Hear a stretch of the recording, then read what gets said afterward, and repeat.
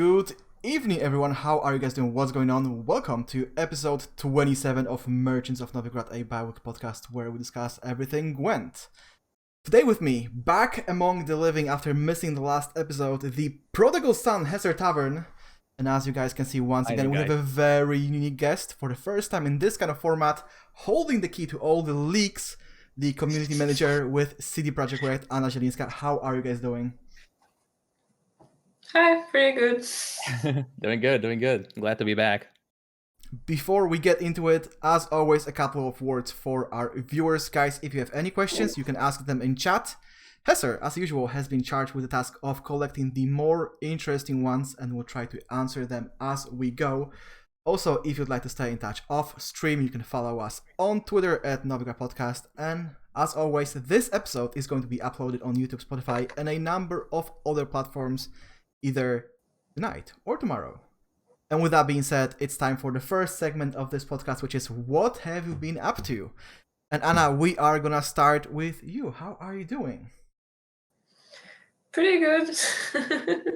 I'm still enjoying the rest of freedom that I have left and trying to catch some sun when it's still up. And right now I'm doing a podcast apparently. Yeah, so is the rumor that you are doing the podcast. Just to follow up on the first question, the last couple of months, according to many people, must have been really stressful for you guys. So, how is the Gwent team doing? How is the atmosphere at the virtual office, I should say? We're doing pretty good generally. Like, things are still going on. We're still working on our projects. We're still trying to bring you guys the best that we can. And, just keeping as close as we can in the conditions of just not being able to meet in the office. Alrighty, and just to close this part of the segment, you've been with the company for a while. Have you gotten used to us, the pesky content creators and community members, asking really weird and boundary-pushing questions? I'm still meeting all of you. Like, I'm pretty sure that I haven't met most of the content creators out there, but I'm happy to. So you can write to me if you want to talk. And when it comes to boundary-pushing questions, we always try to answer the questions that we can. So always happy to. Oh yeah, absolutely. And speaking of content creators, Hesser, you've been creating some content again. Yeah, that's right. Back in streaming. Finally, I managed to find some free spots in my schedule.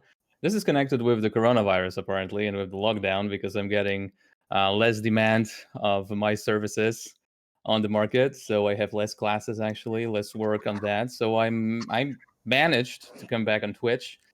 Which I'm happy about, actually, because I can meet some old friends and talk to them, discuss what is going on in the meta, in Gwent, in some other aspects of their lives. So I'm pretty happy about that, and hopefully this is going to continue. I have flashbacks from last year because it was exactly the same. I was overloaded with work, and then something happened, and I went on Twitch and started streaming again, and basically the same thing is happening this year. It's like 20K20, 2K20 Volume 2, basically. But I don't complain. It's all right. Yeah, when you said that something happened, you obviously mean the first Gwent Open of the year that completely motivated you to stream again, right? Yeah, sort of. And speaking of that, let's move to the next segment, which is what's happening in Gwent. And there is a lot of things happening, so we are really happy that Anna is here to answer all our questions. Maybe let's start with the changes to the development schedule. This news has been received, with an overwhelmingly positive reaction. Everyone was like, finally. So my question is, incidentally, this new development schedule looks really, really similar to what we knew in open beta. So can you elaborate on how this new schedule came to be? What's the reasoning behind it?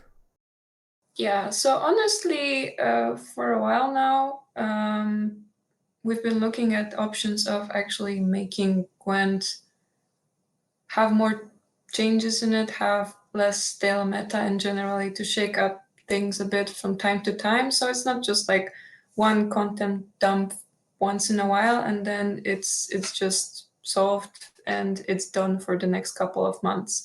So we started testing the waters some time ago with the single card drops like Alzur or Madoc, and they were actually like received positively. So we went ahead with the now 12 cards drop of the old leaders, which has been positively taken, and generally people started crafting a lot of things. They were happy that the old new faces came back and would have been used on them. And so this was the direction that we're going in, and also generally the entire model of bringing the expansions to people has been sort of a staple of this industry, of just card game industry. It's very similar to what's happening in Hearthstone. It's very similar to what's happening in Magic. Generally, you just put out an expansion and that's it. But the thing is that it had its source in actually printed games.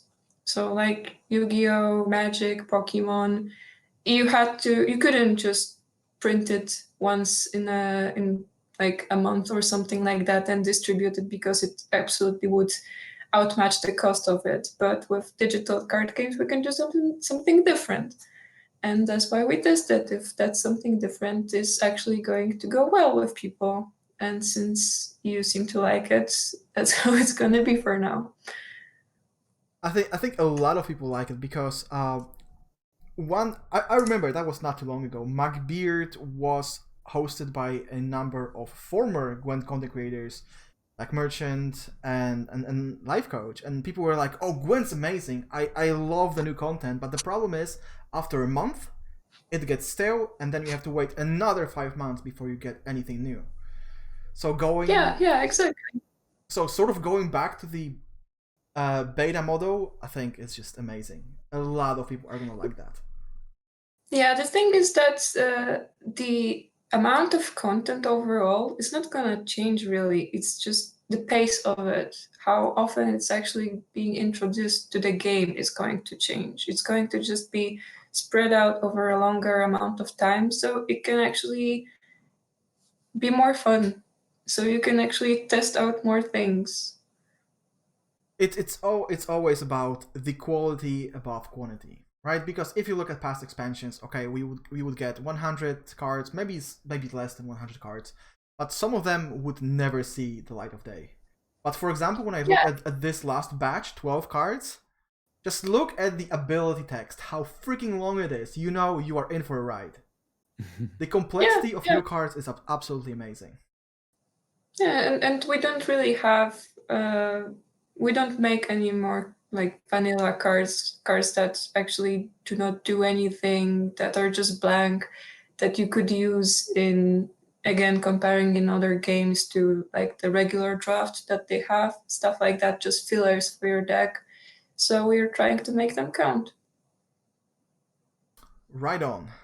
Yeah, really refreshing one for sure. And I think that most of the cards have seen play, and people were experimenting and found out obviously the most competitive options for themselves. But I think that people are going to keep experimenting still, and it's been definitely great. But with new cards dropping in smaller batches, some partners tend to ask, "What about the reveal campaign, for example?" And that was effectively the only perk, one of the very few perks of being a Gwent partner. And what is going to happen to that, actually? Because a lot of people were hoping on, revealing the cards. It's always been a great part of the new expansion and the revealing campaign. Yeah, and this is going to stay. It's not going anywhere. Like I said, basically the content of it, the amount is still going to be the same. It's just the timing of it that is going to be different. So still, those content creators, those Gwent partners will get cards to be revealed. It's just that maybe it's going to be in a different time window. All right. But they're still absolutely going to stay there. And speaking of the partners program, are there any changes planned? Because other than the short-lived initiatives like Partners Open, the program is widely regarded as dead. I know it sounds very negative, but I've heard it from many content creators. They tend to basically mute the partner server because there's nothing happening, only pictures of frogs as of recent. So a lot of people are wondering, is something going to happen to the program to make it more appealing and to make us proud of being partners? Yeah, so generally, there were the partner opens in the past, and this is something that we also want to continue and do in the future. So this is in the works, I can tell you that for sure. The thing about the partners and making something more concrete for them, and the Discord server being spammed all the time, the thing is that there's a lot of them. And so for now, what we have for partners are those card drops, the tournaments that we're going to continue, and the partner card pack. But since there really is a growing number of partners and there's only going to be more of them, there isn't infinite that we can do. And have you guys thought about maybe having a hard look at all the partners and just trying to determine who's not playing Gwent anymore, who's not producing Gwent content anymore, and maybe trying to limit the number of partners? This wasn't something that we had planned for now. Currently, we're happy to welcome people. We're not really triaging as in how much content they are producing, but we're also not promising that we're gonna do who knows how much. Generally, we are happy to have people as our partners. We're happy to promote their content from time to time, to welcome them to our tournaments, to give them some content from us. But that's pretty much it. Well, I like my partner card back, so it's fine for me. I actually don't know how I feel about the card back, because every time I use it, I have the feeling that my opponent is just try-harding even more. Sniping. No, they're like simply like, oh, this guy's a partner. I need to get my shit together. I need to beat his ass. You have found the difficulty setting in Gwent. Yeah, exactly. Yeah, actually, that's correct. But hardcore mode. There's one thing regarding partners that I wanted to ask about, because you said that you don't have infinite resources. There's only as much as you can do for partners, which is understandable. But what about the highlighted partner of the week? Is this going to make a comeback maybe? Where you just promoted the partner on your social media?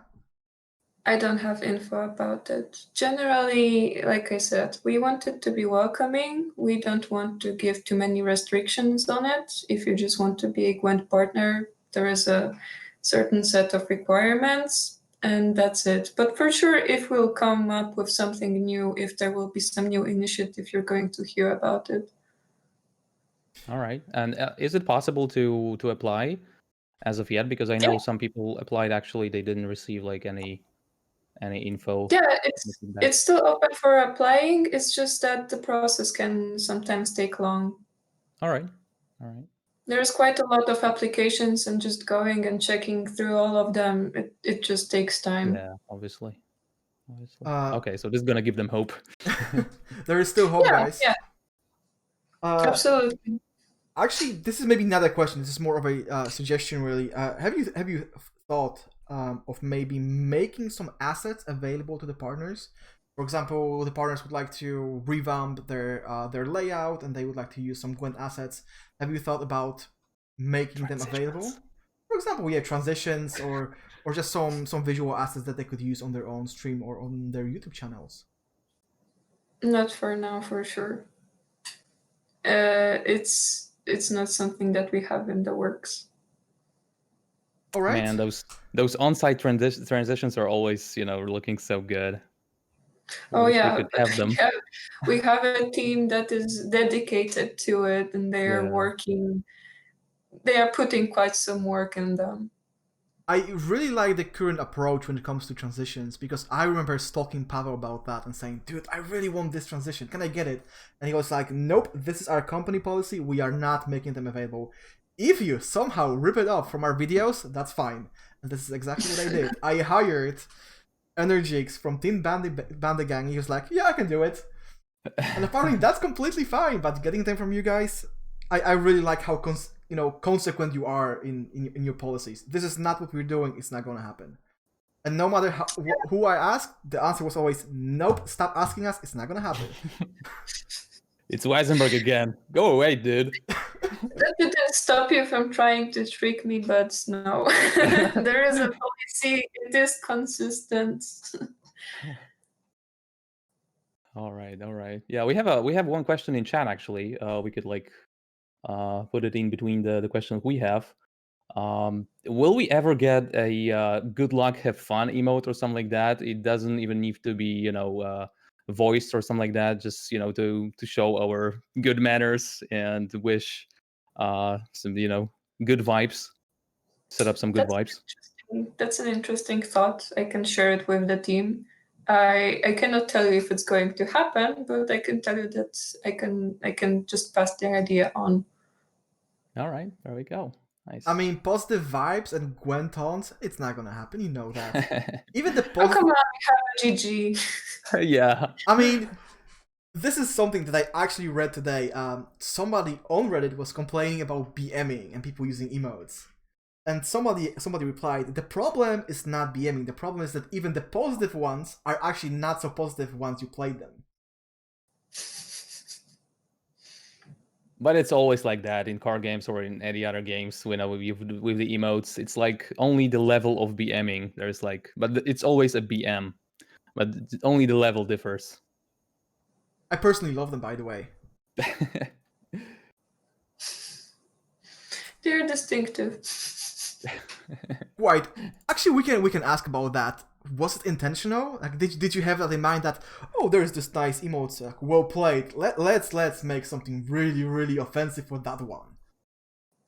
Oh, I don't think it was that way of thinking. I just think that so the Witcher world is a bit different than what we see in other card games, if we have to compare. It's less colorful, it's less cheerful, it has its grit. So while I cannot tell for sure because I wasn't back there with the team and with the process when they were coming up with the original emotes, but well, they fit very well with the theme of the word, and they fit very well with the characters that are saying them. So you just have the general idea, well played, for example, and then it's said in the words of that character. The characters from that world just aren't very polite. That's the thing. Since we are on the topic, and I promise this is the last question about taunts, because we really need to move on with our own schedule. Demons Take You, Yennefer. A lot of people were wondering where has that gone. Sorry, can you there used to be an emote back in the beta where Yennefer was also kind of leader character, and one of the emotes said "Demons Take You," and it's no longer there, and people are just wondering where has it gone to. I have no idea, honestly. We have a very dedicated team that is working on both creating the emotes and then voicing and generally giving the sound to them. And I'm sure that they came up with the best that they thought they can. And apparently that old emote for some reason just didn't fit the vision for now. Or there just wasn't enough space for it. There was space for something else. Understandable. Maybe in another reality, there's another set of emotes for and Jennifer, and there is something else missing, and people are unhappy that there is something else missing. Exactly. We just need to find that portal. Yes. Although we hate them. We all do. Moving on. All right. Yeah, well, we talked about the Gwent Partner Program, but there is also another one, the Faction Ambassador, right? And during his stream, Jason said that the Faction Ambassador program is receiving an overhaul. And could you shed some more light on what we can expect? So generally, it's currently in the works. We have a plan for it. It has some strong points. Like, for example, first we need to check who still would like to continue being the faction ambassador. And we are also considering like giving the community an option to actually vote for ambassadors.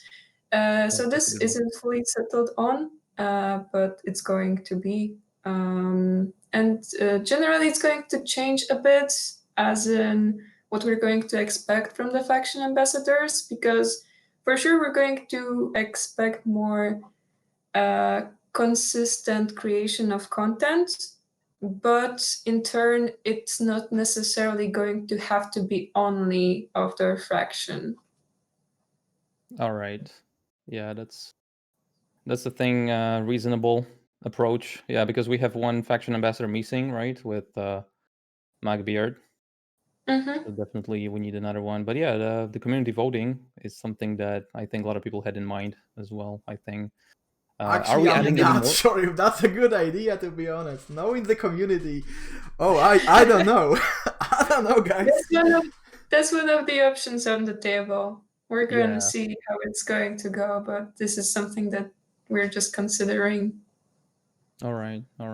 Any other ambassadors apart from the faction ones? Maybe some, seasonal ambassadors or something like that. Neutral ambassador. I see that thread every time, I think, every week. Is he counting it in days or in weeks on Twitter? Because I don't remember. But yeah, I see it. It's not really a thing. I'm sorry for now. It's not something that we talk about and we're planning to do. First, we would like to nail the faction ambassador program and start it, see how it goes, what we can do to make it better. And what's the timeline on these changes, or there's no timeline yet? There is no timeline yet. Like since we cannot really settle on some things about it, I'd rather not give any timelines to just not raise false expectations. You said that there are things you can't settle on. Are you implying that there are internal CDPR arguments about the faction ambassador program? No, it's just choice. Like I just told you, that we can either make it a vote in the community or something else. All right, and there's one thing that we've recently seen come back, and that's this week in Gwent. So, as a community manager, what are your plans regarding communication with both content creators and the player base? Like, we all know that Twig is a step in a good direction. We are always happy to see Pavel talk about the game. But one of the major complaints as of late has been that crucial information is only being shared after somebody inquired about it, right? After somebody tweeted, asked a question, or maybe approached you guys personally and asked a question, then we suddenly get information, but not really through your own channels like Twitter or the website or the forums.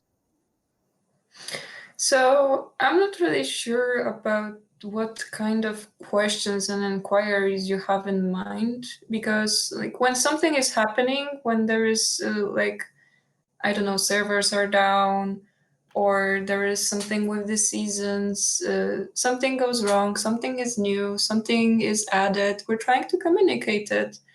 If it's small, Twitch and Twitter and Facebook are our main channels, but if it's something bigger, like for example patch notes, bigger announcements, we also use our Gwent website. So I'm really curious about what do you mean by those specifically inquired information?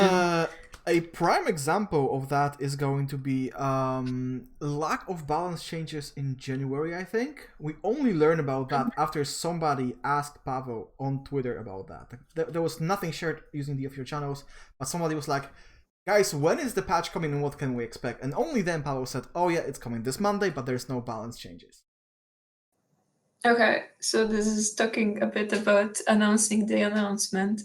But I have good news for you because we have had talks recently about giving a bit more insight, not to details, but at least to, let's put it that way, manage expectations in before patches like that. So, for example, Twig, or if a dev stream is going to happen, those are the places where things like that might be talked about.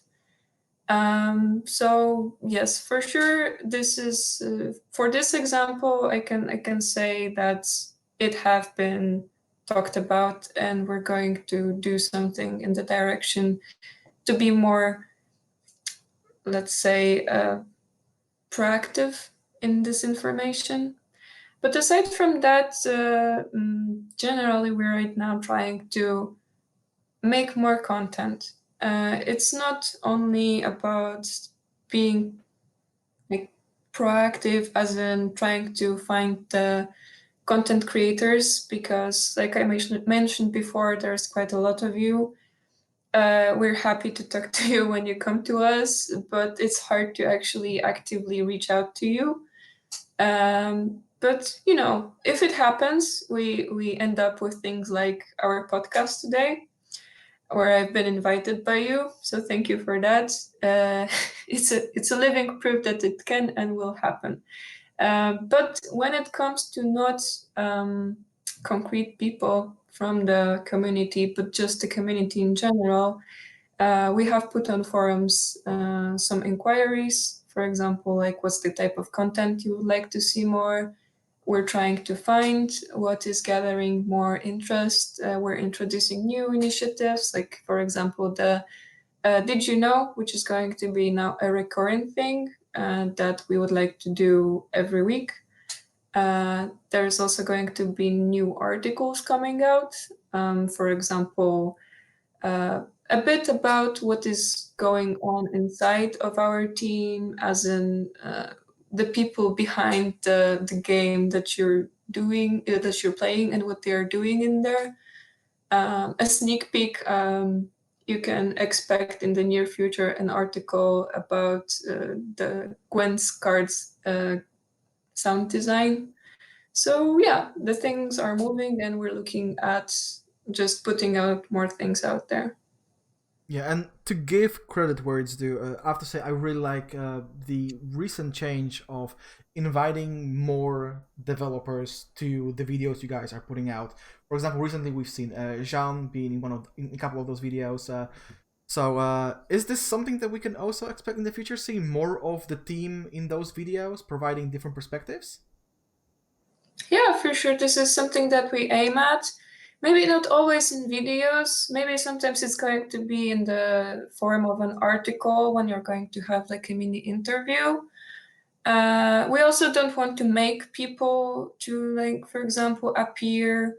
We also need to respect their work schedule. Sometimes things are heated, so we cannot really uh, make them have time for us. But generally, we're going to try to show more of what's inside of this box called Gwent out there. There's a follow-up question that I absolutely have to ask. You know, once the things have settled and the pandemic has calmed down a little bit, Round of Gwent, any plans to revive that? Like we witnessed Twig coming back. The question is Round of Gwent ever coming back? Cannot say yes, cannot say no. I Too far to tell. Possible. I mean that's already enough. Like you are giving us hope. No, And I it's going remember to that be show. I remember that show, and I remember one of those segments called Beyond the Frame. Oh god, yeah. that was so That good. was really good. Like Boris narrating those all those cards, and then, you know, explaining where they come from and what are they known for. Oh god, I would pay for having it back. Really, just take my money. Yeah, I cannot say about like the full format of Beyond the Frame, but generally the aim is to bring parts of it in new ways. But still, the idea is the same, to just show how this works, what's behind it, and just expand on it. All right, so we can expect something like the office tour that happened some time ago. Like in a There way. isn't there In a isn't way. office right now. I can show you my room where I work. That's pretty much it. Don't make The me cage think. of Gwent. Sorry? I said the cage of Gwent. The cage of Cage of Gwent. Gwent. Hesser. Yeah. Speaking of Twig, actually, and yeah, I wanted to ask as well: is there gonna be like maybe someone else appearing for Twig, except for Buja, or you don't have any plans for that? For now, we haven't talked about it. Also, it's like complicated because that would mean that, well, we would have to either simulcast it or have someone in the same spot, which is not very good option, not a very safe option. Yeah.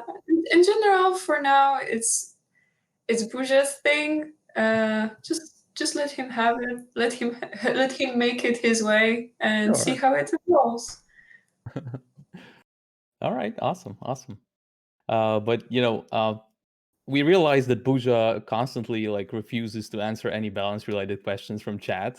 Could you tell Mhm. us why is that? And is this an official policy? And is he hiding anything? Yes, he's absolutely hiding everything. Generally, the truth is very simple. The thing is that he, as well as I, we are comms team. So we communicate things. We're the voice of Gwent that works both ways. We give out info to the community. We take info from community and give it to the devs, but we do not design the changes. We do not know the direction in which it will go, and we do not do the balance of the cards. So it's not really our area of expertise, and we do not really feel comfortable at all to make any comments on that. Yeah, I mean that's understandable because he used to do something like that, right, in the past, like at the very beginning. It didn't Mhm. necessarily end up well in all of the cases, so yeah, I would say that's understandable. And I think the community really loves the videos with the devs, as Weissenberg mentioned here. So yeah, it should be separated.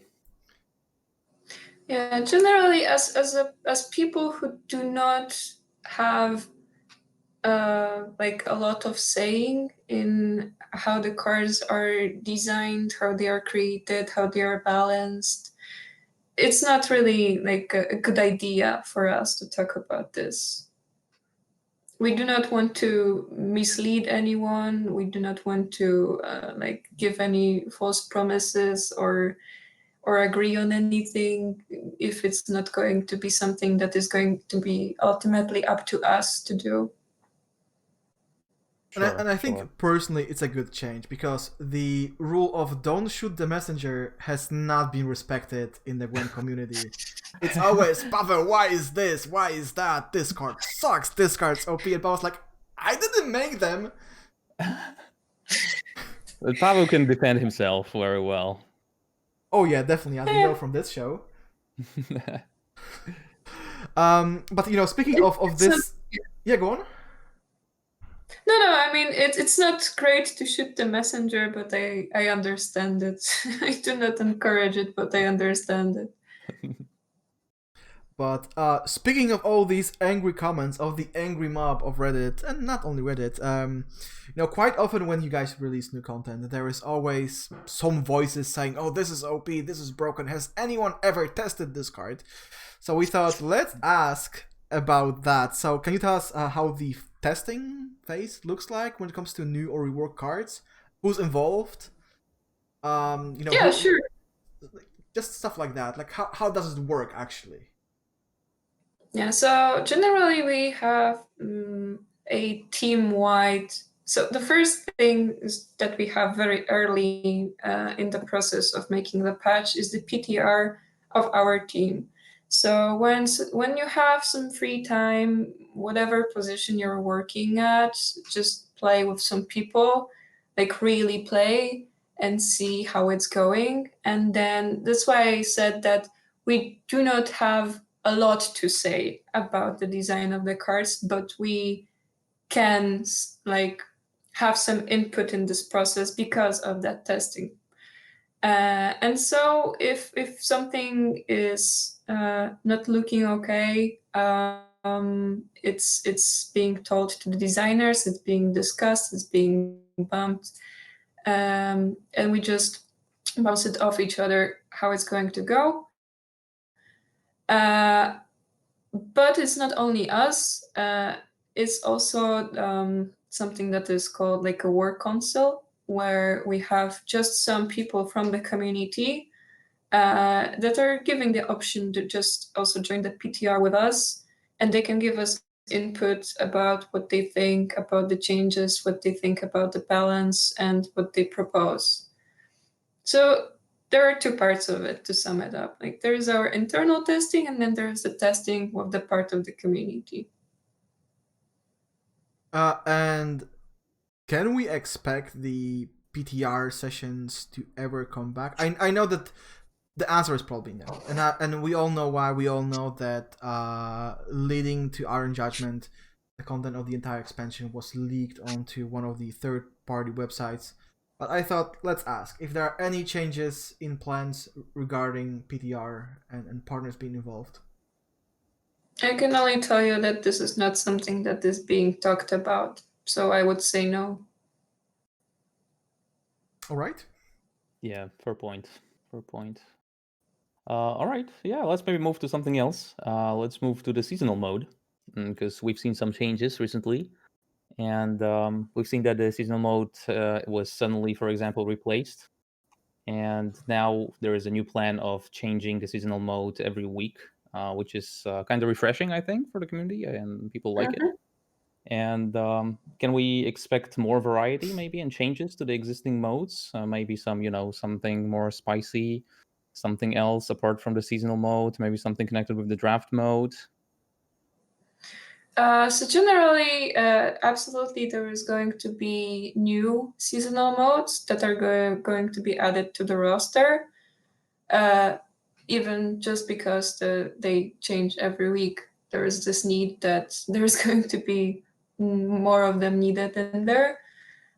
So you can for sure expect something new popping up now and then. And we're going to, like, for example, most probably in patch notes, it's going to be mentioned that there's something new added for this month. When it comes to draft, draft is still a thing in development, and this is going to be having some changes to it for sure. We know that people would like to have some kind of incentive to play it, and just anything basically to have so that they can play for. And we're working on introducing it while still keeping it, let's say, in this open phase for now. But this is going to, as soon as we have any more info, for sure, we're going to share it with you. All right, it's great to hear that. I actually have a follow-up question regarding seasonal modes, and I'm not sure if you will be able to answer that question. Quite often, a certain mode benefits one faction more than others. Is this something that you guys always have in mind when designing the modes, or is just a happy little accident? I don't know the answer to this question. All right. Like, as I said, I didn't expect you to. You are doing the comms, so don't shoot the messenger once again. Don't complain about Novigrad modes being replaced. Sometimes I can know something by accident, and by even more accident, I can share it. But this isn't one of those cases. Okay. Yeah, I was just wondering because, for example, not too long ago there was this mode where I was about to channel my inner usurper, get all the Vilgefortz, Shillard, Tibor action, and just ruin everyone's day, and the mode got replaced. Come on, guys. It's gonna come back someday. Other than the modes, Draft, you said that you are considering some changes. Before these changes happen, will we see the packages being updated? Oh yeah, I think so. Yeah, they are being constantly reworked, and new ideas as to how to approach them are tested. So yeah, I Yeah, think it's going to happen. yeah, it just came to mind because I remember playing Draft and getting Kurt in the lock package right after him being changed not to lock anymore. Mm. So that was kind of weird. I imagine. Moving on, we've recently got the new annual tree, happy times, and it's been discussed on the roadmap tree. But can you once again elaborate why the change from the Chinese to a more European theme? Actually, it's not a change to a more European theme because, as far as I know, there isn't any Year of the Great Oak in Europe. Maybe I'm mistaken.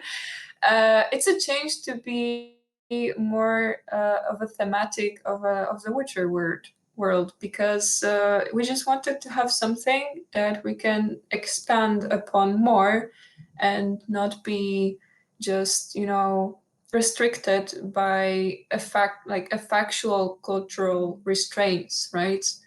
Because when you take something that is just purely imaginative, you can do whatever you want to it, basically.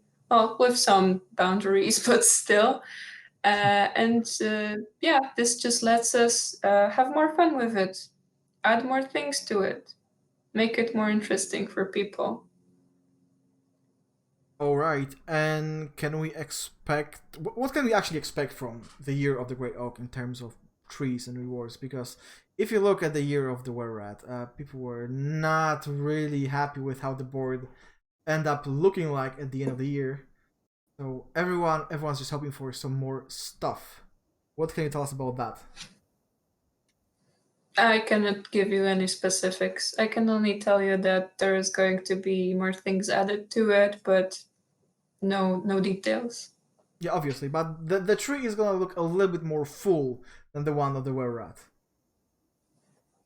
This is generally what we're aiming at.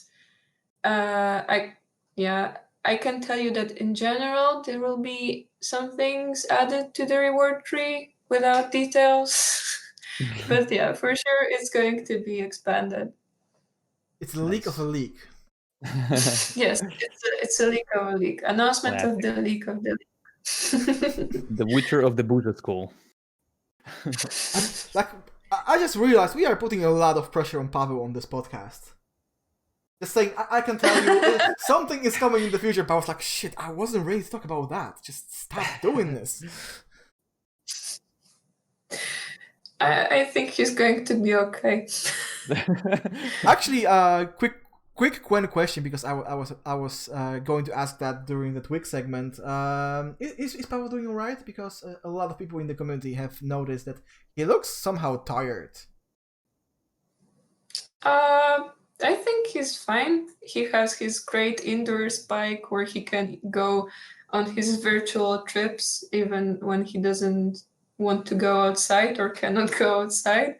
So that's pretty cool. I can tell you that he's still keeping his usual Buja energy.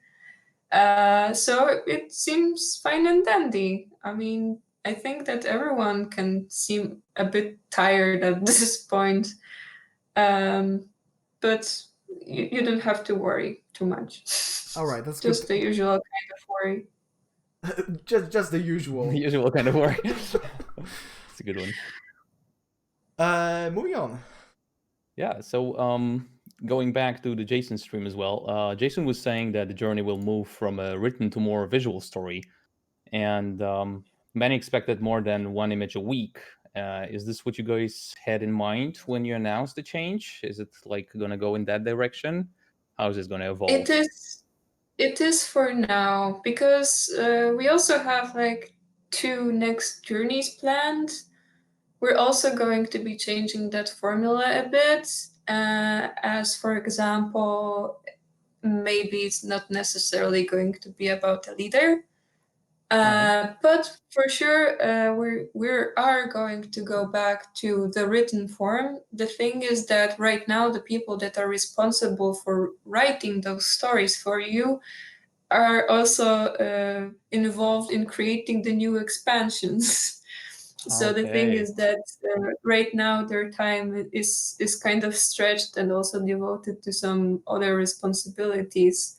But for sure, when we'll have them for a moment so they can create some more stories for us, they're going to come back. This is actually massive. I'm not sure if you realize, but this is a massive leak. You just told us that possibly in the future the journey will not be about the leader but about something else. Could be an event, I don't know. We can only speculate. And you just announced that the written journey is coming back. Yep. And I was told not to expect any leaks.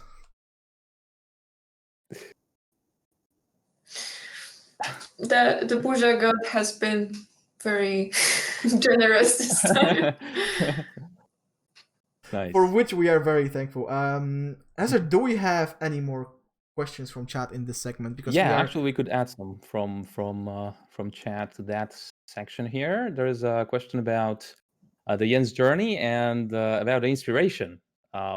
Was CDPR inspired by Netflix when they created Jens journey, or was it like only on-site work?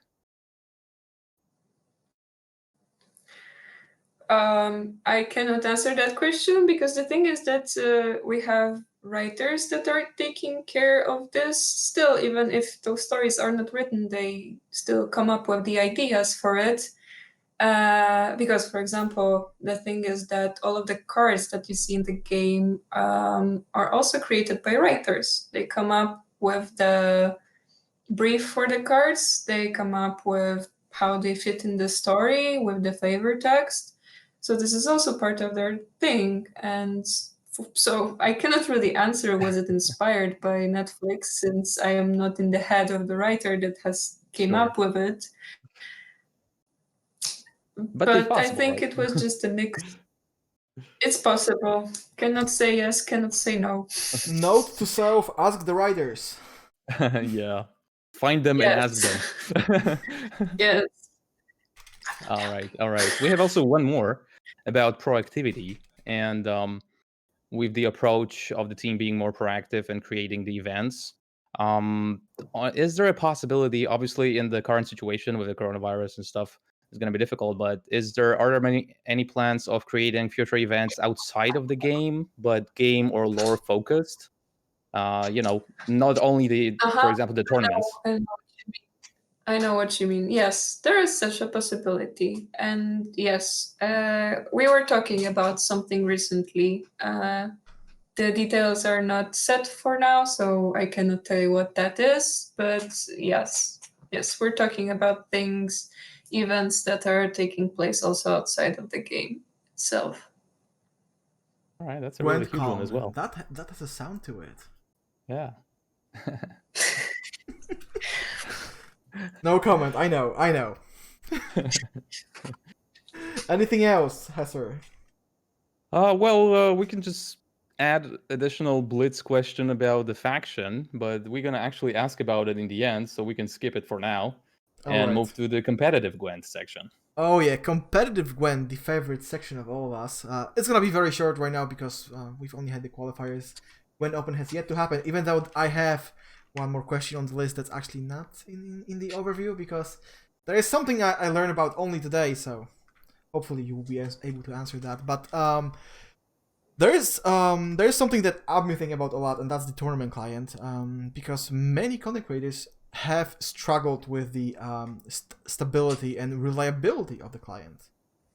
And the functionality also seems limited, as you know, because I did talk you a little bit about the way that the tournament client is supposed to work. What's the current status on the project, and can we expect any significant changes in the near future? Well, the thing is that I do not know when, but for sure there will be changes because we are aware that it's not perfect It's still being developed and it's still being fixed. It's going to have new functionalities. At some point, the spectator mode is going to be available for all of the people that would like to spectate, not only the people that would be added by the admin, but there are no dates on that or something like that. I can only assure you that it's still in development. Once again, that's a huge leak. Didn't expect this. I just like how you are talking about that as if it was the most obvious thing in the world. Oh, this is just happening, guys. And everyone's like, what? When did that happen? I mean, I told you, we're happy to answer the questions if we can answer the questions. Sometimes it happens that we can, even if it's a leak. Guys, we just have to bomb them with more questions. I'm just going to drop the link here to the forum and go for it, guys. Actually, we like hearing what you would like to hear about and what kind of things are you interested in, really. I mean, I invite you to our forums. And you can find link in the chat. Yeah. It kind of reminds me of the time when Jason was about to be on the podcast, and we were very conservative with the questions, and he was like, "You can just add more spice. I'm gonna talk about that anyway." Yeah. Yeah, well, this is the privilege of being the game director, I guess, is he can do what he wants.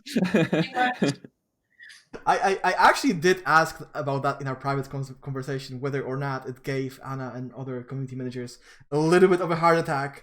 You know, all those Jason streams where he just YOLO explains everything that's happening. Generally, when there's like something really important, we talk about it first. But do you actually have any influence on what he's going to say? Can you actually tell him, Jason, maybe just wait a little bit? Yeah, for sure. Like, we have our channels where we talk between him and the comms team, and yeah, if there is something that it's also really not like Jason is just going to tell everything to everyone without any remorse. He really cares and he really talks to us if it's not interfering with our plans or something like that. So yeah, he's for sure happy to share as much as he can, but he's also still considerate of us, and we just have discussions about what can be said. Obviously, it's not in like great detail, but as in major things that we would like to say or keep back for now are being mutually agreed. All right. There'll be some changes when it comes to competitive Gwent and the caster team, but I think Hesser has more info about that.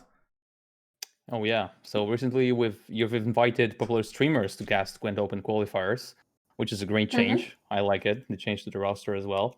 And could you shed some light on how the new casters were selected and if we will see any other changes as well with the upcoming online tournaments?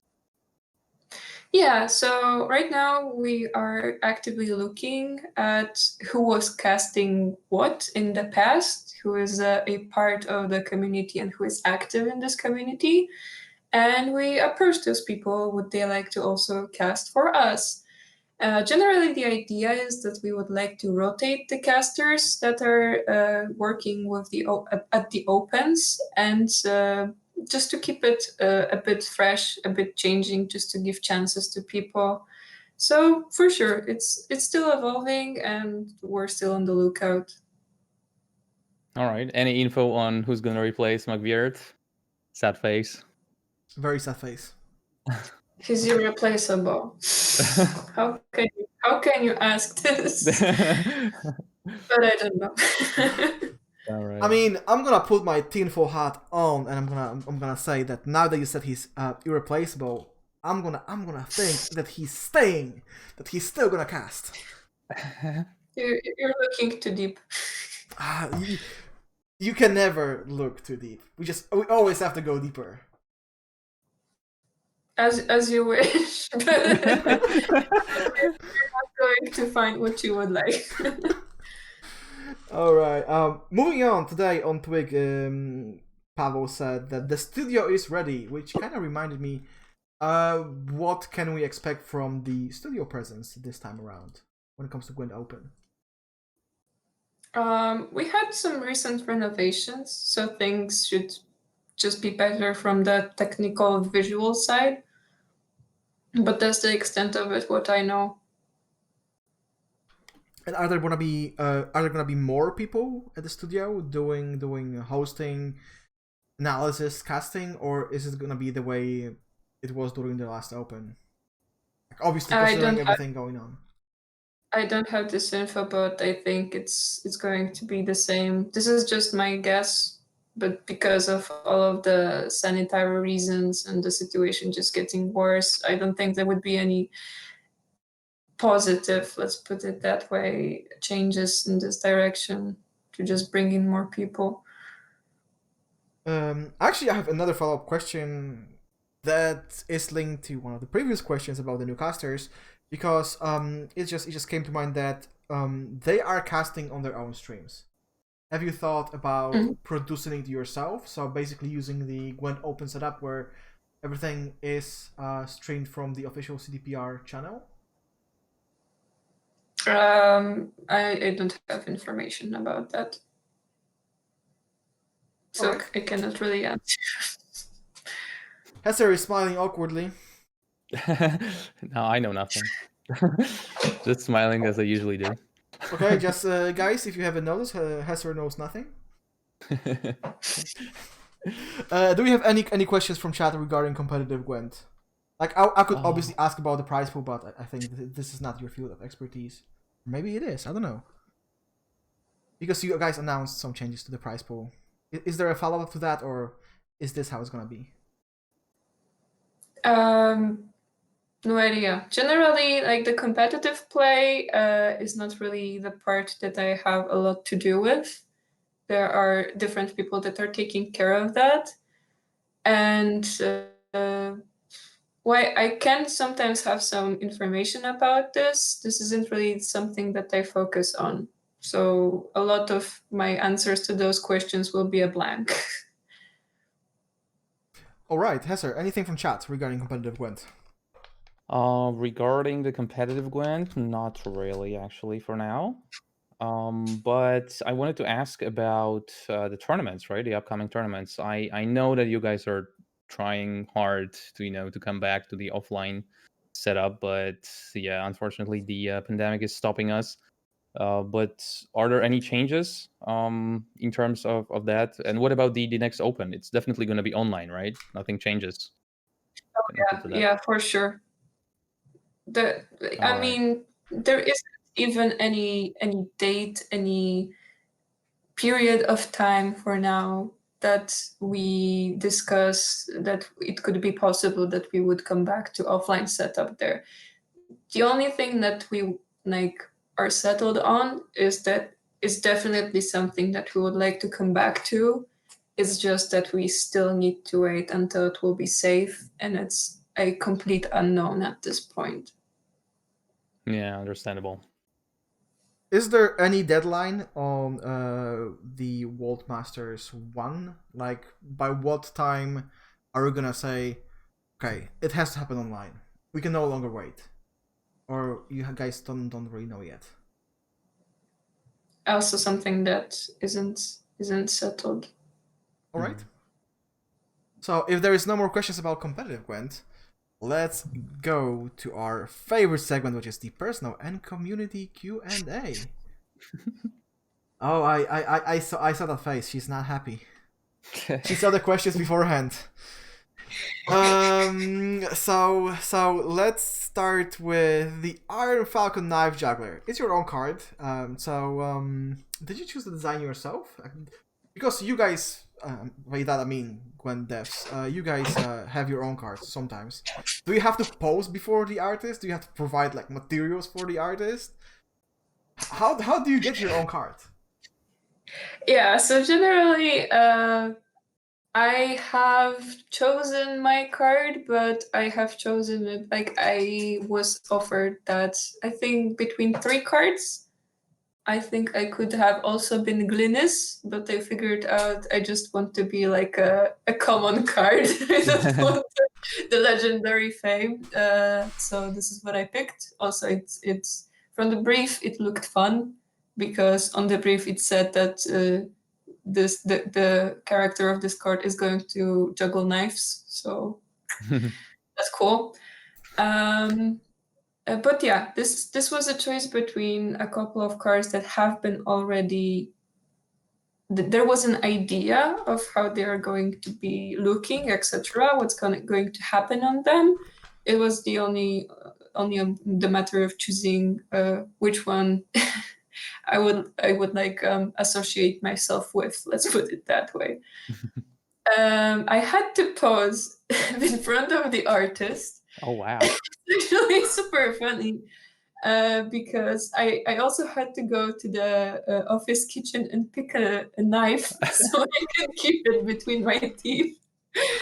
And we had some puzzled looks from the people that were passing by.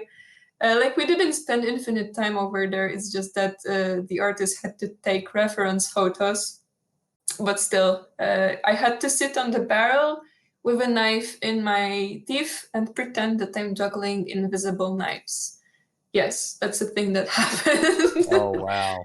I don't know That is why, awesome. but when writing Yeah. this question, I instantly thought of that quest in Blood and Wine. Yeah.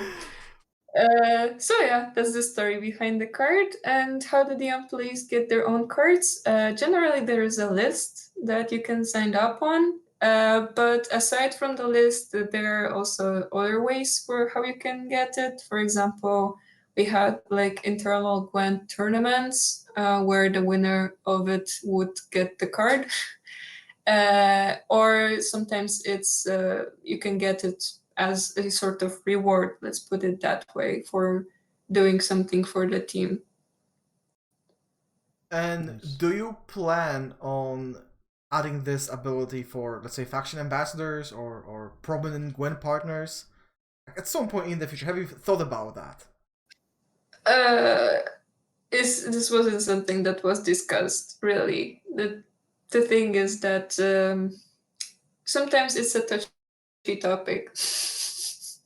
Yeah, understandable. But also, I also asked it out of the blue, so I completely understand that there is no prepped answer for that. It's not about that. It's just that it's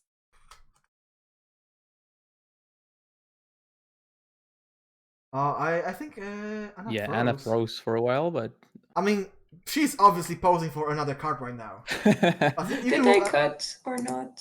yeah, okay, now you're back. You're back. Can you hear me or not? Yes, we can. Okay, cool. My network has died for a moment. Okay, so generally the thing is that to actually make those, can you hear me or not? Because Yeah, I yeah, can yeah. see We it can. dying again. For artists to actually paint someone as a card, you need really, really good reference photos. And usually it's best if you just have this person available, if you can take photos of them. When my card was worked on, we were still back in the office, so that wasn't an issue. And also, like, it's just something that puts a bit of pressure on you to just catch this likeness, and it's complicated. Yeah, but like immortalizing the winner of the Masters Series on a card as a reward, for example, that'd be something that I think some people would fight for. I can pass the idea on. All right, but I still like the legend of MacBeard being the combat engineer. Of course, we know that it's not true. He explained that in detail, but we still like the legend. But I have a follow-up question because you said you did have to pose. What about the voice lines? Do you guys also create your own voice lines? Because I know that Pavel did, obviously. Yeah. I didn't create the voice line because it's recorded differently, but I have created the sounds that the card just makes, not the voice line. So like those ha ha ha ha ha that happens over there is really me. That was very awkward to do. But the effect is spectacular. We love those cards, and we love figuring out who's who. Like, for example, when one of the devs like, comes out of the shadows and makes a Twitter account, we're like, yo, I know this guy. He's an account. Yeah. like Remy, right? Remy Nowakowski, I think, the art director. Yeah, we figured out afterwards that he's the Kerouac Marine. Kerouac Marine something. Yeah. I mean, to be on one card with Gonter Odim, that's one hell of a privilege. Oh, literally. Okay, Hesser, your turn. Yeah, I'm gonna start with the community question here, with the chat question about the extended arts as loading screens, because nowadays we have like a poll of those arts right in the game. But do you consider adding more to the loading screens? I do not have information about this, but if it would be my guess, then yeah, generally when there is time to do that and enough resources, probably there are going to be changes to that. All right, yeah, makes sense, right? People love big arts, and they are gorgeous in Gwent, definitely. So why not add more? All right, but what can you tell us about the community management team? And how many people are on board? Right now, we know that the team is getting bigger and bigger. And who are responsible for which platform or community group? How does it look like? The labor division and stuff like that. So generally, there is like, let's say, 4 people that are taking care of various parts of the community management as you understand it, as in actually engaging with the community, but there are more people that are also working with within the community team. Like, for example, people that are working for the videos for us, etc., and all of the like art stuff that we're also using.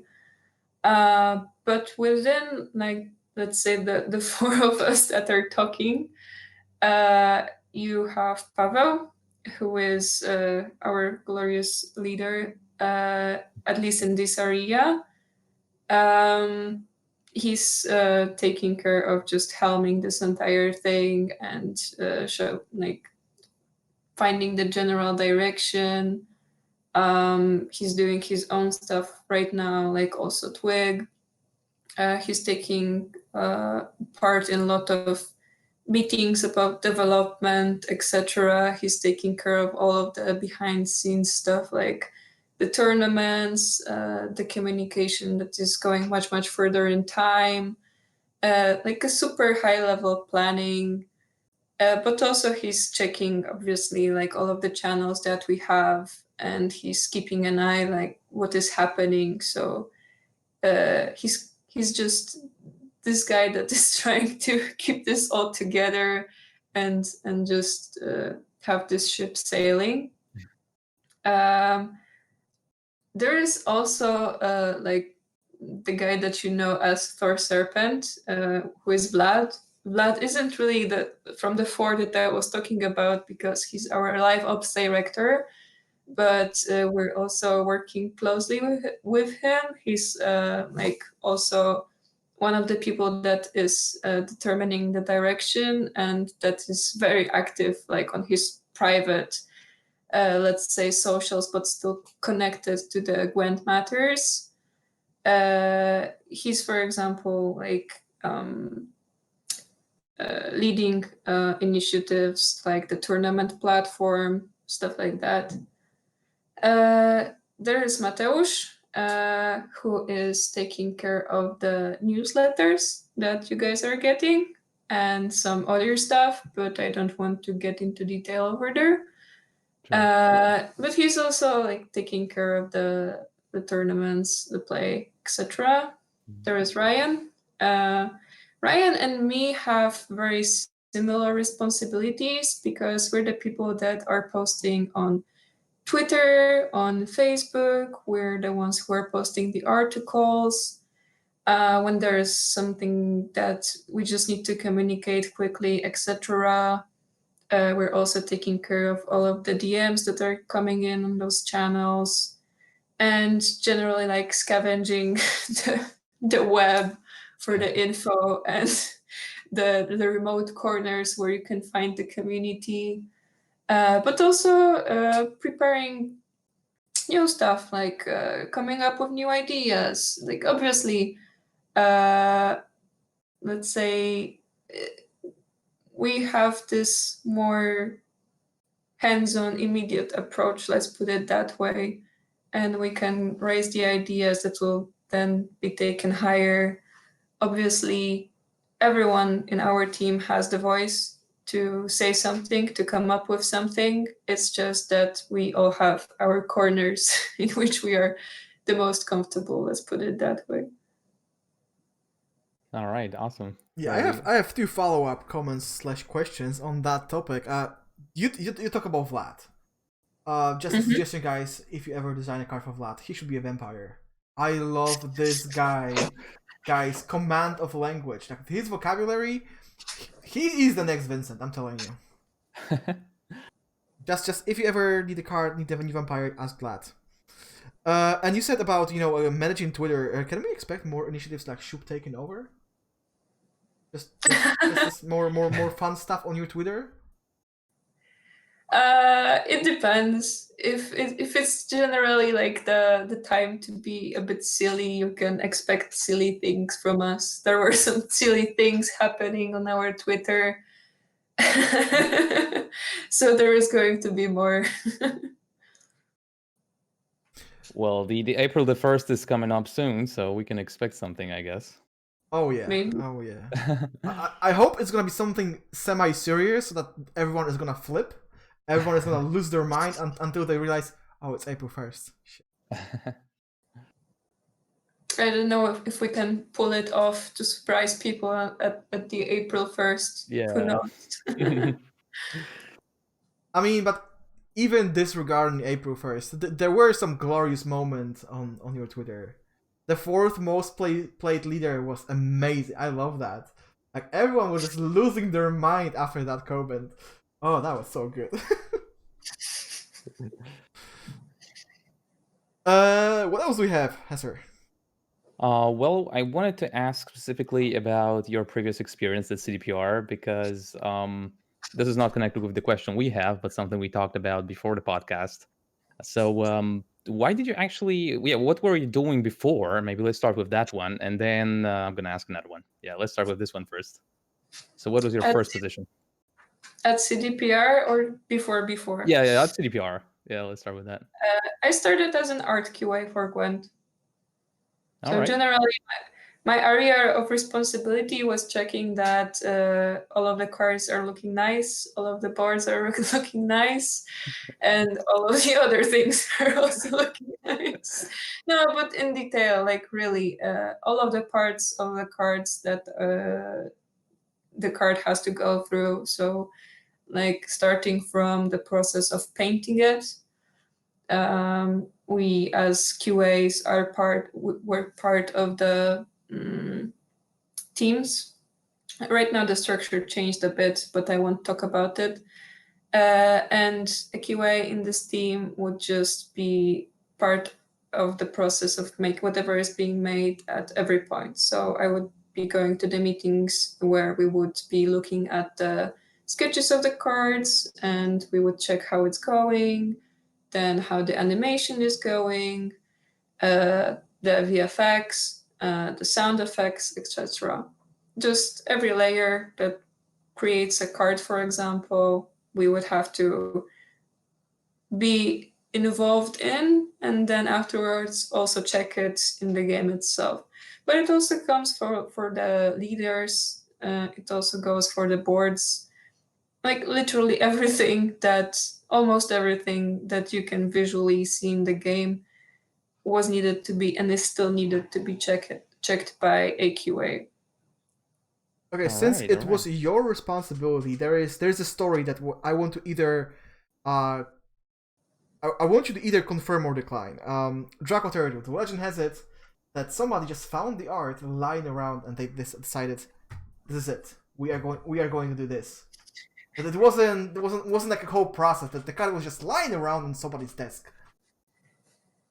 It's not working that way, really. Okay. Like, there are some cards that have been made before, because, for example, there was idea to make some kind of card, usually from the early days of Gwent, but in the end it wasn't actually produced. So there are parts of it that are actually finished, like usually, for example, the 2D art for such card.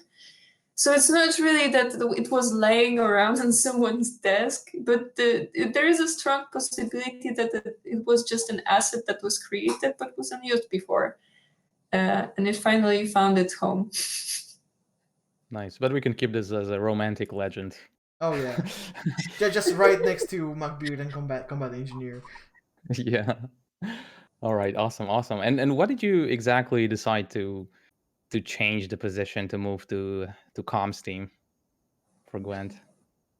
I mean, it sounds like a lame recruitment question, but I'm just curious, honestly. So the thing is that I actually was, and I still am, a part of a card game community where I was pretty involved. It was just a very different game. And I figured out that it would be cool to do it for the one that I'm actually working at.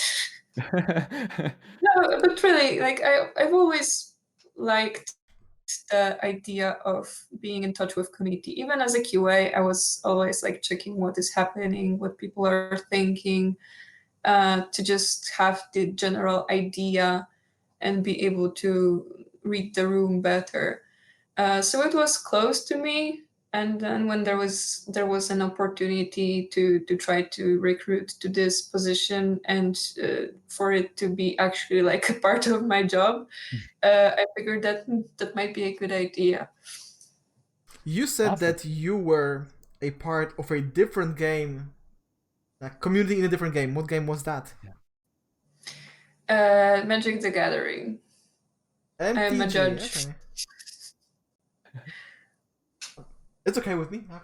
Like some people may flip upon hearing that, but at least it's not Hearthstone. Say what? What word? H word? Yeah, the H word. It's unheard of. But do you actually play, Gwent? Yeah, generally I do. It's not very often because these days I actually do not feel like playing a lot. So online, at least, I'm more sticking to my own stuff and reading books, playing Stardew Valley. But if I feel like playing online, I do play Gwent, and also I try to play it like still as a habit to just know how it's going from my own perspective too. So it's not only that I'm hearing from the community what's happening with the game, but I also have the opportunity to actually see what's new, how it's going, how it feels to play. So yeah, still trying to keep it. Yeah, I decided to ask because other than the testing phase complaints, we also often hear about, all the devs are not playing the game, yada yada yada. So I thought let's ask about that. Oh no, we absolutely do play the game, and I know quite a handful of devs that also just like to play the game in their free time as just a pastime, as just a regular user. And when something looks that it's wrong or unpolished, like sometimes we don't want to overreact, right? Because we can hear the voices of people that are saying that something is wrong when it comes to balance, something is overpowered, etc. But we also would like to see for a while how it's being tackled. Is it really overpowered, or is it that there just isn't an idea yet that could counter it? Or is it just a vocal minority, let's call it that way? So we want to actually make sure that it's a problem before tackling it, and we're also trying to find other ideas how to tackle it. And when it comes to the things that like sometimes there are small bugs, like visual bugs, they happen. There isn't always, unfortunately, time to fix all of them, but we're trying. It's progressive. It's a lot of work, and each time, each month, it's a bit better. Yeah, understandable. When you said that, the community, it's often a vocal minority that complains. Sometimes we just don't have the information, right? Because you guys have the data, you know what you're doing, and we can just react based on our personal experience, which is not very representative. Which I know, based on my own case, because recently I did decide to make a complaint on Reddit, and instantly I got Moligian on my back saying, actually, according to our data. And the thing is that I think it's absolutely reasonable that people can be unhappy, or that people can think that something is wrong and talk about it. That is okay. That is completely fine. We're here to have a conversation. It's just that we're also looking at things that are actually happening, and we have the data that is not available to people, which leads to the conclusion. So I understand both sides, really. All right, Hesser, back to you. All right, so we basically talked a bit about playing Gwent, but there's also a question about some other games, Witcher specifically, but maybe some other card games as well. And I mean, my question would be, what do you think makes Gwent different from the other card games, and maybe the thing that you like the most about Gwent comparing to the other card games? Because I can assume that you probably played some MTG as well, maybe some other CCGs too. Yeah. Well, are we talking mechanically or visually? Whatever you like. So generally, like for sure, Gwent has the privilege as being like the digital card game to have its art fully exposed, right? Yeah. It's actually like one of the ideas behind our visual side of the game, that the art should be least possibly obstructed, because this is something that the entire team was always really proud of, and this is one of the things that we're happy to show to the world. And we have like there is a great quality in creating that. So this is something that is different. I haven't seen really another digital game, that card game, that would have this attention to detail and this sort of distinctive art look and style. But when it comes to like mechanics, Gwent is absolutely different from whatever else I know. Like basically, I have played, like I think, 4 physical card games and 3 digital card games, and Gwent is the only game where you don't actually attack your opponent. You win in a completely different way. Like, sure, you have games where you have alternative win conditions, but in Gwent, alternative win condition is the main win condition. You can have on top of that some fancy techniques like milling, etc. But it's not about like hitting face and the points. It's sort of like more strategic. It's less about chancing and your luck. You still have to have some, right? You still cannot draw the things that you would like. You can still not find them in your mulligans. But still, it just feels that you have more control overall. Actually, one more question regarding that topic. Is it part of your responsibilities to play other card games? And I'm not talking about you specifically, about people at the office in general. Do you guys have to play other card games just to see what the competition is doing? No, it's not something that we have to, but we're curious anyway. Like, it's good to know where you are, right? Because let's not kid ourselves. Like, you need to have some kind of knowledge about the world that you're living in and what are you surrounded. Because if you don't, you may just like be left behind. So it's not Yeah. a responsibility, but it's just the same thing to do, to know what are we up against. Let's put it Yeah. that way. More of a natural thing, right? Rather than the Yeah, demand. yeah. We're always on the lookout for ideas and to see how other people are tackling the challenges that they have. But like I mentioned, this game is pretty specific. So honestly, a lot of issues that other games, for example, technically have to tackle, we have completely different problems that we have to come up with solutions ourselves. There is one question that we did kind of skip, but I would like to circle back to it. How did you join CDPR? Did you have any affiliation to the Witcher world? Like, did you know about the? Of course, you did know about the books because I imagine everyone in Poland knows about the books. Did you read the books? Did you play the Witcher games, or maybe were you even involved in making the Witcher games?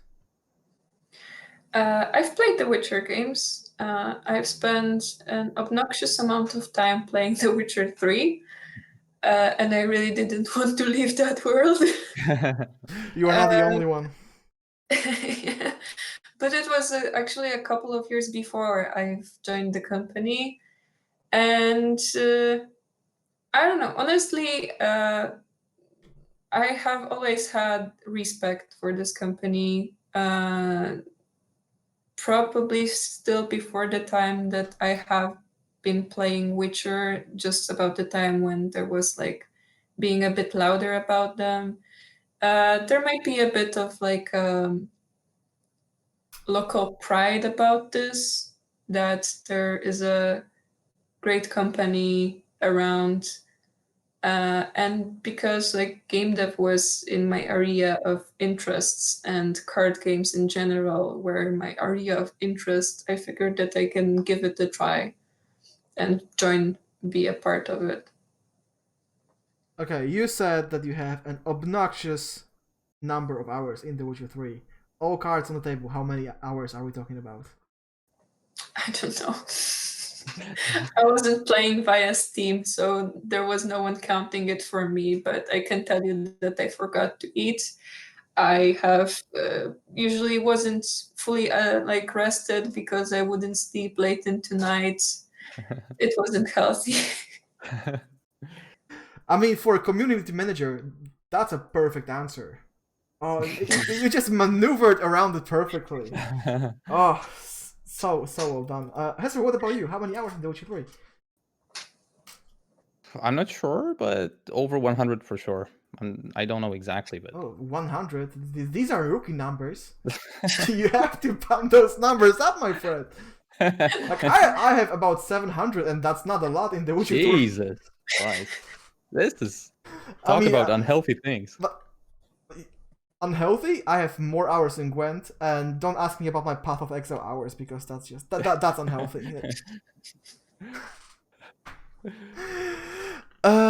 Anything from the chat as of this point, Hesser?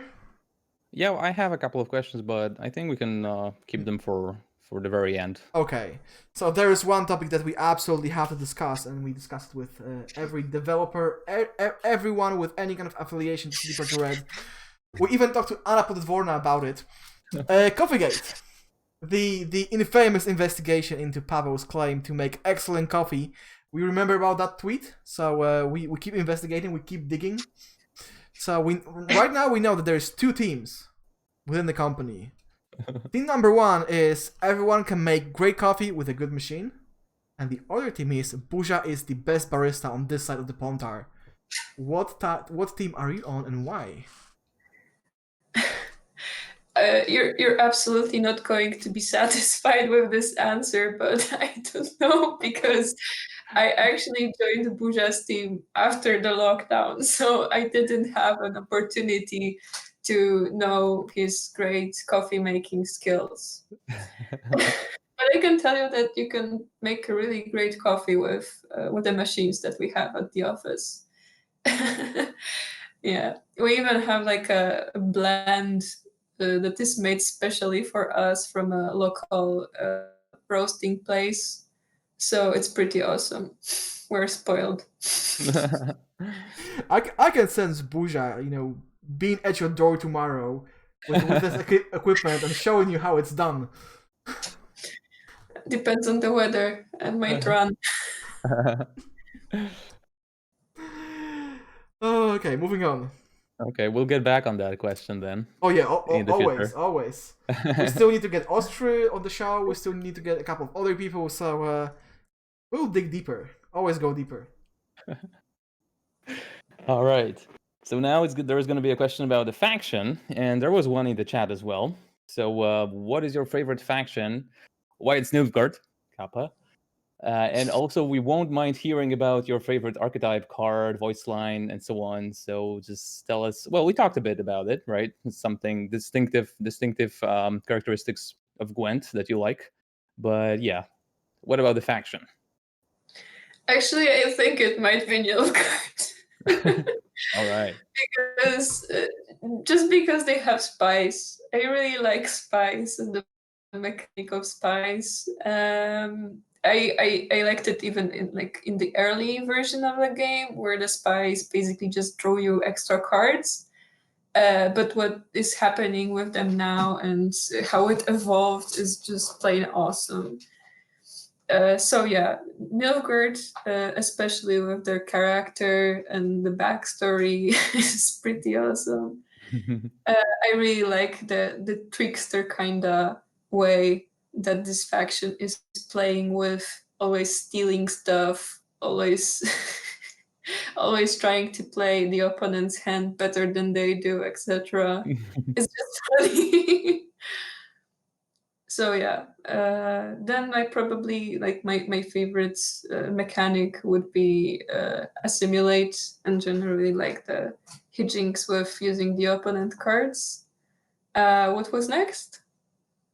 The next one would be, for instance, the voice line. The voice line. Actually, I think that my favorite voice lines are from a leader. I just like the Dijkstra voice lines. Oh yeah, the extras are awesome. Yeah, they are great. All of them are great, really. My favorite one is probably the most offensive one.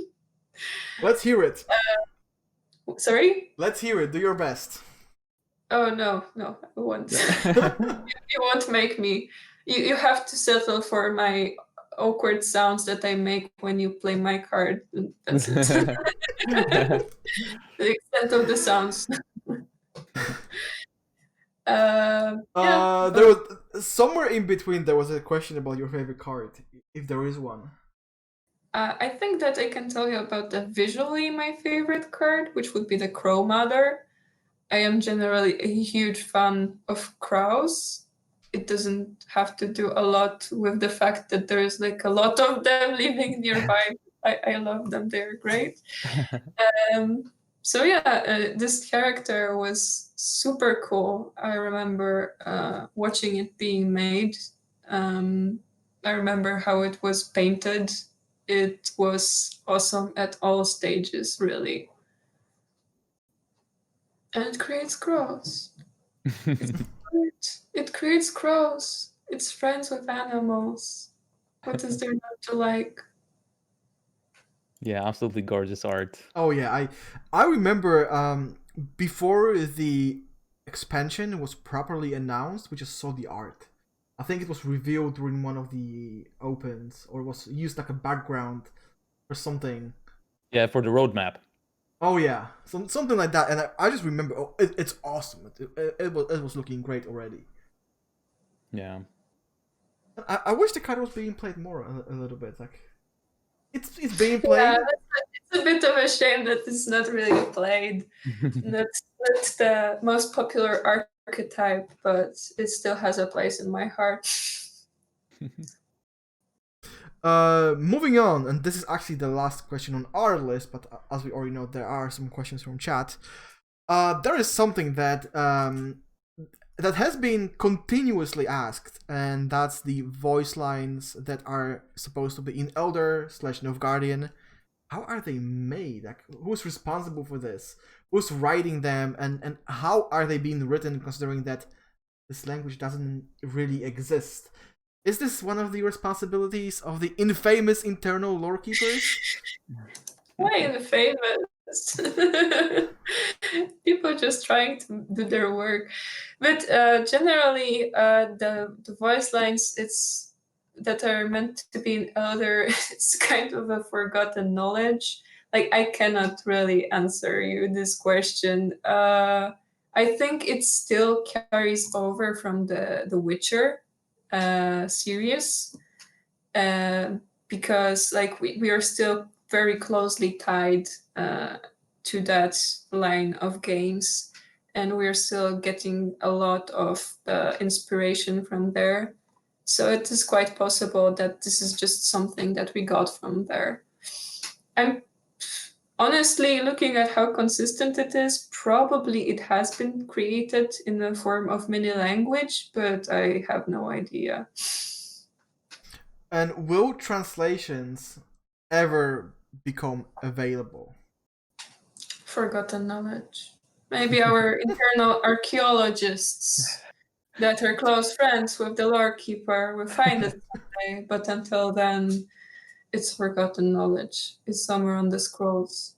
Yeah, because it is quite interesting. You hear a line, you think it's a great line, but it could be the stupidest thing ever, and you just don't know. It's about how it makes you feel.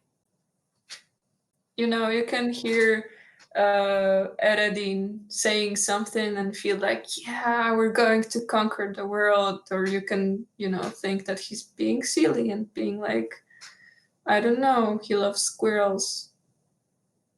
Triant is his pet. Some of these lines are pretty good, and you saying it's all about how it makes you feel. Some of the Novgardian lines, they make me feel like I want to, walk towards the next person and whisper, "The North must be destroyed." Without any context whatsoever. Achieving what it was meant to, but maybe you shouldn't do that.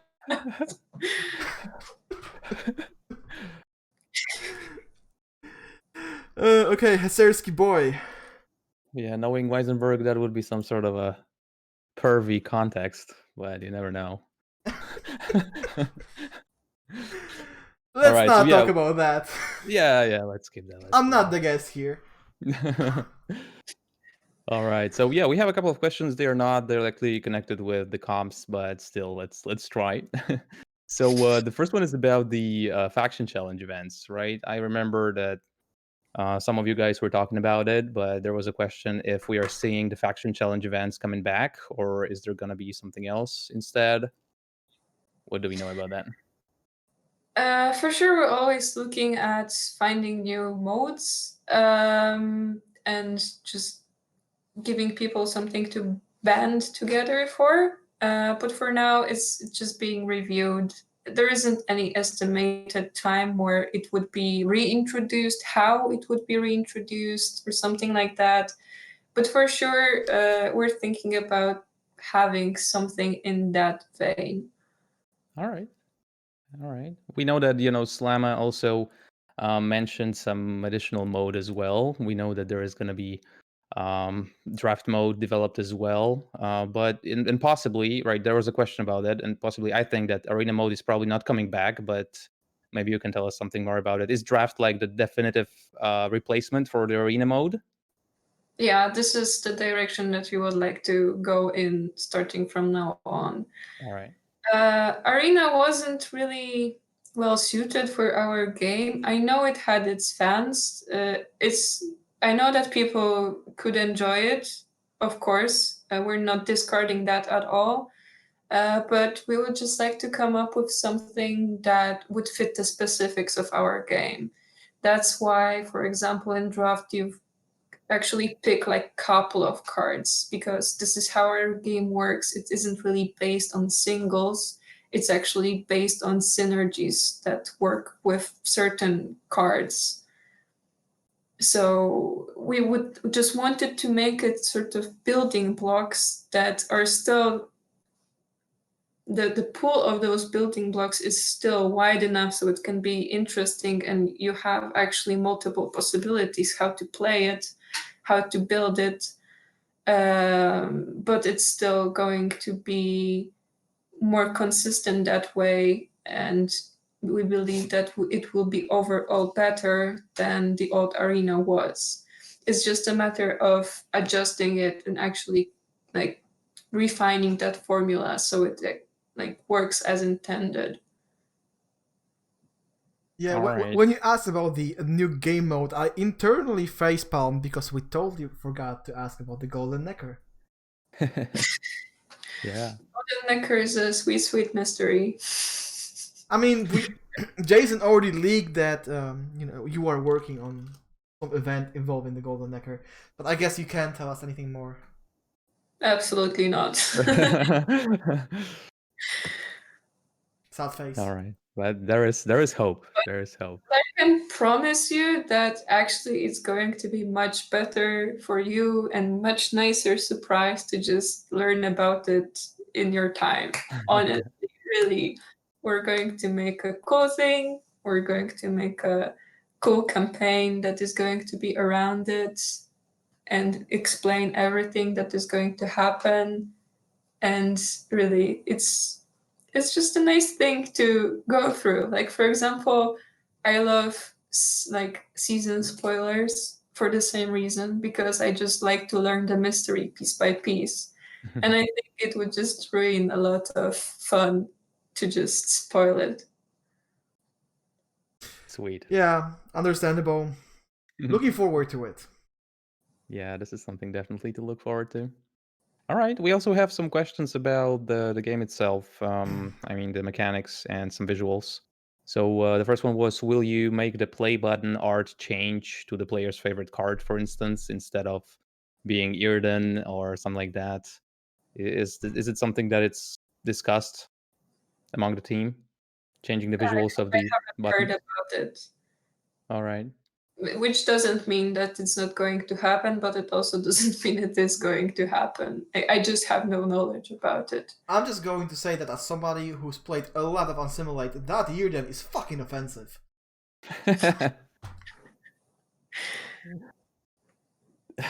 Yeah, Irden is cheat.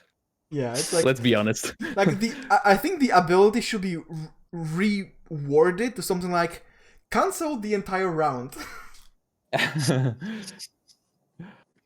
Or like melee do nothing, range cancel the round. Moving on. Yeah, there's one more about the borders of the card, right? One of our viewers asked if there would be a possibility to hide the card border, leaving the art revealed, for instance, with only the number and flame. That is something. I have no idea. Again, this isn't something like I can only pass the idea on generally. This is as much as I can do it in the instance of stuff like that because I won't hear usually about things long before they would be announced, and also like sometimes even if something is happening inside of the teams that are developing those things separately, it's going to take some time before other people will catch any drift of it. So I can only say that we can talk about it. I can bring the idea, but I have no idea if it's anything that is being talked about or developed. Sure. And Buja was also talking about that, but just to make it clear for for our viewers right now. Do you think that Gwent could handle being split into two formats, like the all-in, like the full format of all the cards, and like a standard mode or something like that with the rotated set of cards? This is again something that is up to designers. So All right. I don't really feel like I have any expertise to talk about this.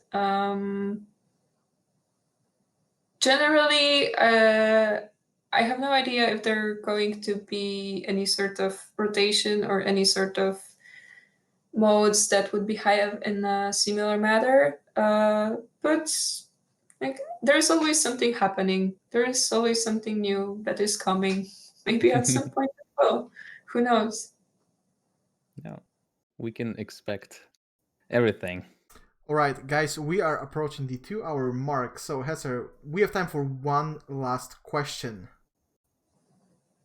Oh man, that's some pressure. I don't think we have such a significant question from the chat to ask as the last one. I would just rub it up here.